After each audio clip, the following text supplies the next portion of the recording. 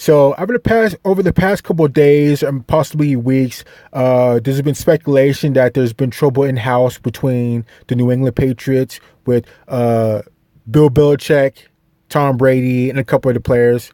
So First Take is going to talk about that, and let's see what they have to say about that. Belichick throws up this impenetrable wall. You can't get through to him. He's going to keep this professional, and you cannot argue with the results. The Patriots have been, over the last half of this dynasty, much more dominant than they ever were over the first half. It's been incredible. I think the thing that needs to be said about this is that Bill Belichick has gotten a bad rap. Yes, I'm going to say that, and I'm going to say it in this regard. Bill Belichick is one of those people that he's saying, look, it's none of your damn business what goes on internally. It's about results. And at the end of the day, as long as we show up to work and we handle our business, what goes on in preparation of those things, that's our business. You don't. I think Stephen A is completely right on that. As long as everybody's doing their job, as long as they are winning, as long as they make it to the Super Bowl, they win the Super Bowl, there should be no problems. There should be no questions. Of course, just like anywhere, like what Stephen A said, people aren't going to like each other. Everybody's not going to get along. But as long as people can separate business with being friends or not friends, liking each other or not liking each other, then there shouldn't be a problem. There should not be a problem. Tom Brady and Bill Belichick do not have to like each other. But as long as they keep it professional and they win games, there should be no problems. Don't come to me with gossip about people from the outside that we've never met, that we've never talked to, that supposedly knows what we're going through, what we have to endure en route to accomplishing what we accomplish. In the end, our success or failures are determined by our results. 5 Super Bowl championships, 8 Super Bowl appearances, now going on a 9th, for crying out loud. What is there to talk about here? And if you look at it from that perspective, the reason why I think he gets a bad rap is because when has that not happened in corporate America? No matter what line of work you're in, no matter what business, people don't always get along in between the lines, per se. That's exactly true. Like I said before, everybody does not have to get along as long as people do their job. And I think a lot of it is the media jackals. They're trying to find whatever they can to make to get a story. You know, so-and-so said this about so-and-so, and let's blow that up. Are they having trouble in-house? Is the dynasty about to fall? Is the dynasty falling?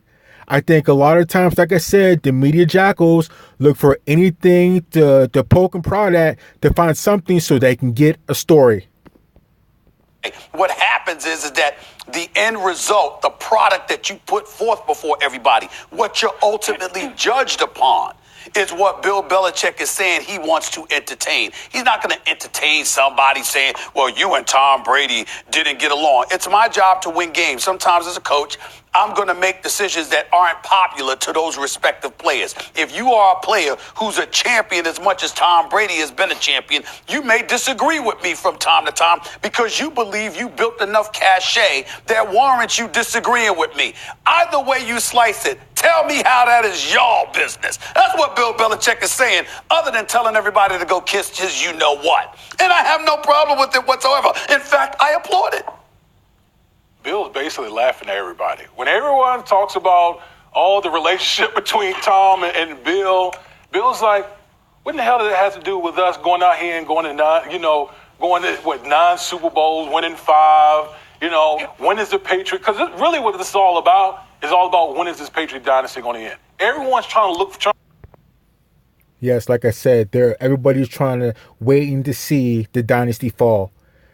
And this should be the least of anybody's worries is, how are Bill Belichick and how are Tom Brady getting along? As long as nobody's being arrested, as long as nobody's, gotten in trouble for rape, getting DUIs, beating up their wives, doing drugs, testing hot for steroids, there shouldn't be a problem. The last thing they should be worried about is, Bill Belichick gave a dirty look to Tom Brady, or Tom Brady, didn't go give Bill Belichick a hug after a major win. It's just other things to worry about. There's completely other more better things to worry about. Infiltrate and see what cracks they can get in to see, okay, is this thing really going to come to an end? Like, is this finally it for the Patriots? And Bill's like, no, listen. Our relationship between, myself and Tom Brady is clearly professional. We don't have this big-time personal relationship because we don't need to have a personal relationship to do what we're in the business of doing, and that's winning football games. But let me ask you this. When all the Jimmy Garoppolo stuff was brewing in terms of Bill trying to retain Jimmy and essentially Robert Kraft intervened, you don't think there are any fractures in the relationship? Well, what happens is this. If I'm a winner and I've enabled you to be viewed upon as a winner as well because you didn't win until I arrived, meaning that as a head coach, as a defensive coordinator, certainly Bill Belichick has his credentials under Bill Parcells. We understand that. But as a head coach, you never won until I arrived. And so if you are of the belief that that's something that was being shoved aside in favor of an unproven commodity that you're raising up, there might be some degree of resentment, but the resentment is fueled in the moment where you're trying to hold on to what you've built and what you've accomplished so you can dictate how you depart from this game. Once it's accomplished, you might remember it, but you ain't holding on to it because you still got what you wanted. And that's let me say one thing right quick. Yeah. This whole, as far as this whole Jimmy Garoppolo thing, no one's denying that these type of things weren't happening behind the scenes. The difference between the Patriots and all the other organizations, they do a much better job of managing these type of situations. Look what's happening with the Pittsburgh Steelers. Everything that's transpired this whole year with the Pittsburgh Steelers played itself out in public. They weren't able to manage it, and the team basically imploded and missed the playoffs. Max, let me just say this before you go.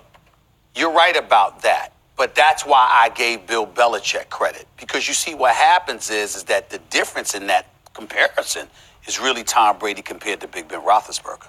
Tom Brady's got nothing to say. Big Ben Roethlisberger had a lot to say, and as a result, it contributed to alienating some cats. But you know why? So I think that Tom Brady probably did have something to say, but he probably knows better to not try to outspeak Bill Belichick, because Bill Belichick is a solid leader. He's the big dad of the organization of what he can control. And if you overtalk him, there's going to be a problem. So Bill Belichick in that aspect has complete control over anybody saying anything. What he says goes, no ifs, ands, or buts. There's nothing to debate about. Now, Mike Tomlin might let Roethlisberger get away with saying what he wants to say, which could probably have led to a problem. We don't specifically know because, once again, we don't really know what's going on in-house. But, that type of stuff would not fly in New England with Bill Belichick, which could probably be part of the reason why they are so dynastic. Doesn't have anything to say because the one thing that Coach Belichick demands in that building is only going to be one voice. There's not going to be a guy going out there and delivering different type of messages that's not in line with what Coach Belichick has. And the reason he has that kind of power is because he's also the GM and he can make personnel decisions. And the reason he has that power is because he's great at evaluating talent and all those things. He is the greatest football mind and executive and coach of all time. I don't think it's particularly close. I think Belichick's lapping the field. And what he and Brady seem to have in common, as a Yankees fan, a huge Mariano Rivera fan, and who's the greatest closer of all time. Right. Rivera gave up World Series losing hits, right? Blue singles, but go ahead. For sure. As soon as it happened, it was out of his mind. And try that in your own life. Mess up something and really put it out of your mind and look forward. Very difficult to do. It's easy to pay lip service. Difficult to do. And Belichick and Brady both deal in reality. Yes, Belichick wanted Garoppolo. He wanted a succession plan, whether or not Brady would have been there this year. Yeah. He wanted to do it that way. Yes, he wanted to trade Gronk. But when those things didn't happen, Belichick doesn't dwell, it seems to me, on what he wanted, what could have been. He dwells on what is both Brady and Belichick are amazing, and it's the reason they're a different team every week, and they always the task at hand, whether the team they're facing is good or bad. They don't play up or down to their competition. They focus at the job at hand, on the job at hand. Do your job. It's their mantra. But to do it the way they do it and really block everything else out and deal in reality the way they do is much more difficult, obviously, than it sounds. Well, you make a very salient point. I would say this to you, though, in terms of what you both just alluded to, one voice, one voice, one voice. Well, it wasn't one voice after the Super Bowl. When he benched Malcolm Butler, there was a whole bunch of voices that spoke out.